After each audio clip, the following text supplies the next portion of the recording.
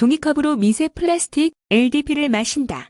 제지 공장에서 일반 종이에 LDP를 도포하여 종이컵용 종이를 생산. 종이컵 가공 공장에서 인쇄 작업 등을 거쳐 종이컵 생산. LDP, 로우 덴시티 폴리에틸렌은 85에서 140도씨에서 녹음.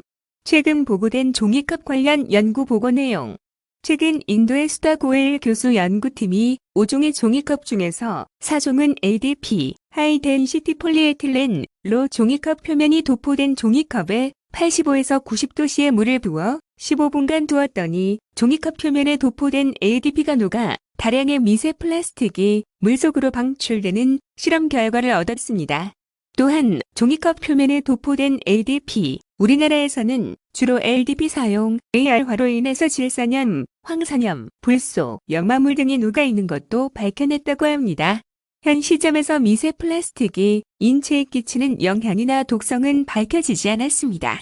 다만 고엘 교수가 염려하는 부분은 미세 플라스틱이 카드뮴, 팔라듐, 크롬 등의 중금속을 운반하는 매개체가 될 수 있다는 것이라고 합니다. 종이컵에 도포된 LDP가 미세 플라스틱이 되는 근거. 안전보건공단 산업안전보건연구원에서 내놓은 LDP 원료 분체의 열적 위험성 평가에서 발췌한 내용에 따르면 국내에서 생산 중인 LDP는 85에서 140도씨에서 녹는 것으로 보고하고 있습니다. 위와 같이 종이컵에 도포된 LDP는 우리들이 마시는 뜨거운 음료의 온도에 충분히 녹을 수 있다는 것이며 음료에 녹은 LDP가 곧 미세 플라스틱인 것입니다. 종이컵에 미세 플라스틱을 계속 마시는 것이 좋은 것인가? 지금까지 미세 플라스틱이 인체에 영향을 미친다는 정확한 연구 결과는 없다고 합니다. 다만 미세 플라스틱이 인체에 해로운 중금속을 운반할 수도 있다는 우려를 하고 있는 상태입니다.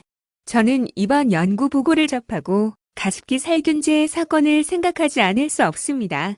아직도 수많은 국민들을 죽음과 질병의 고통을 주고 있으며 아직도 보상 등을 처리하기 위해 가습기 살균제 피해 구제를 위한 특별법을 제정하여 시행 중에 있을 정도로 사안의 심각성이 위중하지만 뚜렷한 해결은 안 되고 있는 상황입니다. 이처럼 인체에 해로운 화학물질이 해로운 물질로 밝혀지기까지는 많은 시간이 요구됩니다. 밝혀지기 전까지는 무방비 상태로 사용할 수밖에 없는 현대 산업사회 구조입니다. 이제까지 뒤늦게 밝혀진 인체에 유해한 화학물질들은 너무나 많았습니다.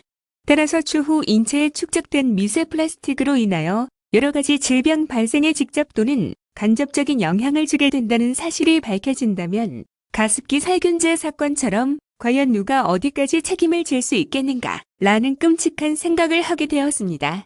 자신의 건강은 본인의 어느 누구도 책임져 주지 않습니다. 생산업체, 유통업체, 원료 제공업체, 제품연구개발연구소, 병원, 지자체 및 국가 등 누가도 종이컵이 무해하다고 보증을 하지는 않았습니다.